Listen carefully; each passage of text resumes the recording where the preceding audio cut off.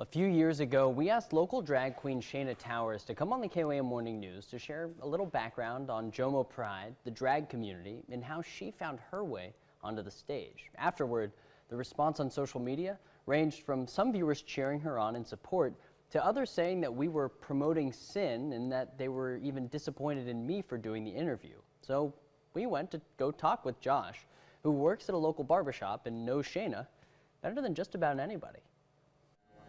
So when did you meet Shayna Towers? Let's see, it was September 18th. Yeah, 10 years ago too. It was open talent night at a bar in San Antonio called The Saint. It was kind of an institution. They always had open talent nights on Tuesdays. And it was basically just show up, bring your crowd, whoever screams the loudest gets a cash prize or something like that. And it just snowballed from there.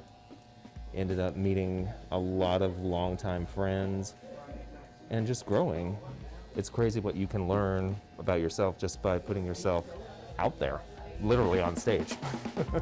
So what's the relationship between the drag community and the Pride community? In years past, a lot of the Pride community was based off fundraising, mainly for people with HIV and AIDS.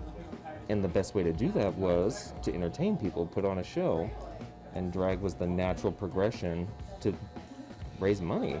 Have you seen a big change over the past few years in terms of not just the drag community in Joplin growing, but the Pride community growing stronger and louder? Yes, absolutely. Leaps and bounds. We had a great event in Landreth Park when I first moved here the first year. Now we're a 2-day event in downtown Joplin, and that's huge to move from, Central City Park to in the middle of everything. Do you remember when we had Shayna on the KOAM Morning News?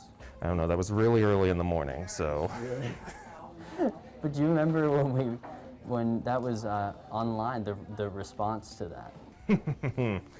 Yeah. I still occasionally get messages about that. Really? And if they're really creative, I'll screenshot them just so I can remember. But something I thought about and I wanted to tell you, between all that, there were some very nice people. And there was one woman who messaged me privately and said, "Hey, thank you for doing that." Sorry, this is tough.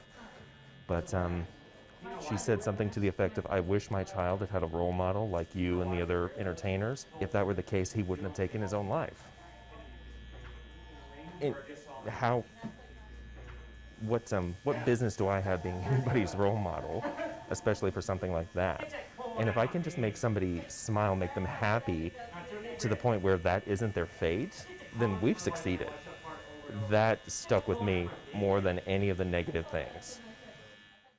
There's no question that Josh is a role model. We'll have all the information about JOMO Pride's fundraiser and upcoming events on our website at KOAMnewsnow.com, and we'll be right back after this.